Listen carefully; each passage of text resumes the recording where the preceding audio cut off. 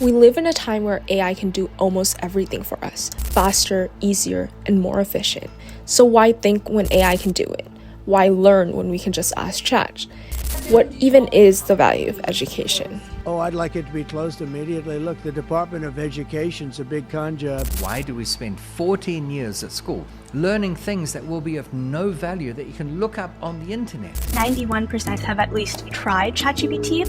Hey guys, get ready with me while I give you advice on how to leave school permanently and become a full-time content creator like me. My daughter had to learn the capitals of all the states and the names of the rivers in Canada. Why? You can look that up. The professors are the enemy.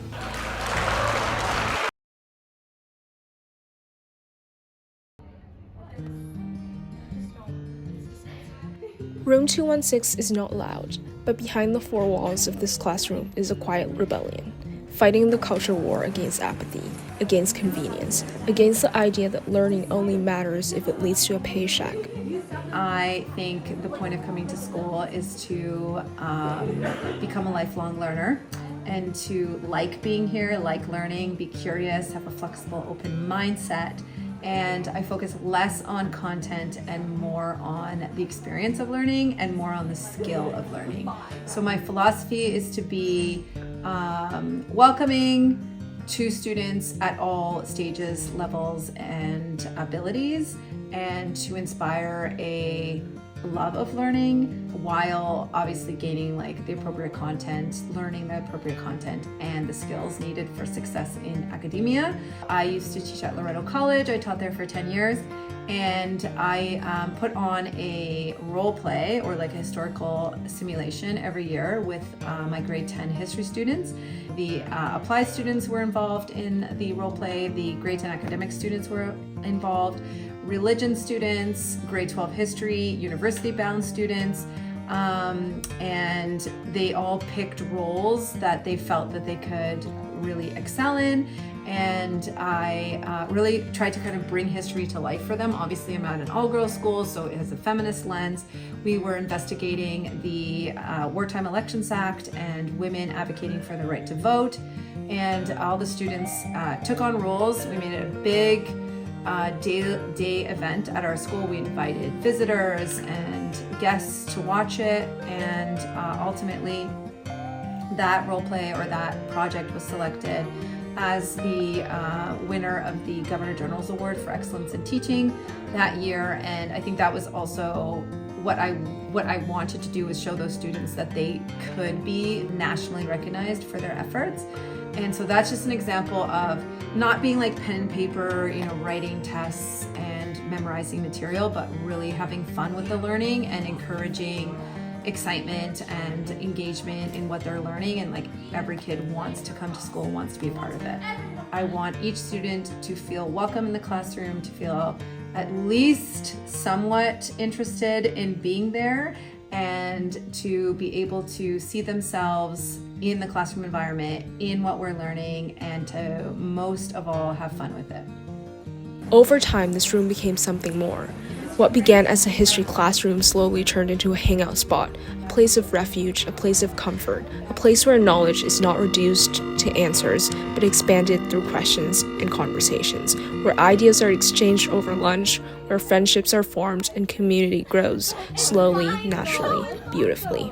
I think that teaching is relational. I think that's the main component of teaching. A lot of research shows that the key indicator of student achievement is the relationship to the teacher. So one of the first things I do when I meet a new class is I try to guess a little bit about their names and their backgrounds and the origin kind of story of their family. Sophia McDonald.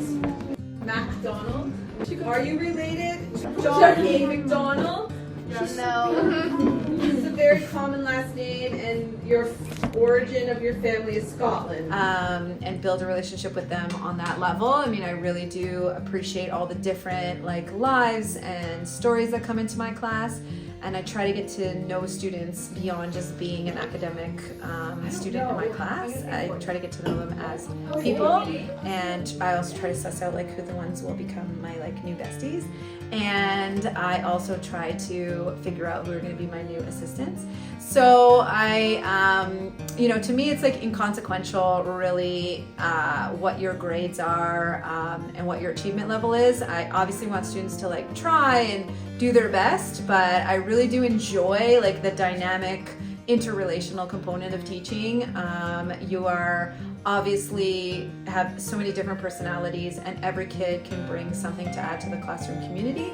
And I try to enjoy students for who they are, even if they, you know, give me a hard time. I at least try to see them as real people. And I think once you build that relationship, then you can take students very far in their learning journey, because you've built trust and you've built a confidence in them that you're there really for them to become the best that they can be. So I'm not really of the school of thought of like, I'm the teacher and you're the student and we are two separate entities. I more enjoy learning about who the student is and sharing like about my life as well and forming that relationship. What goes on in room 216 doesn't stay behind those four walls. It doesn't end when the bell rings. Everyone who walks in walks out just a little different, a little bit more thoughtful, a little bit more curious, a little bit more alive to the world around them. In a world where AI can write our essays and algorithm can predict our futures, this room reminds us of what cannot be replicated.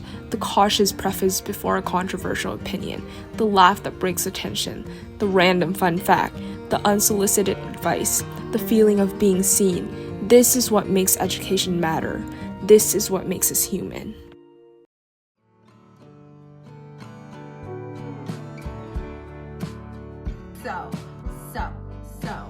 So, my name is Diane Couture, and I'm about to change your life. Because enough is enough. With crisis and vices, I end up in crises till it's over.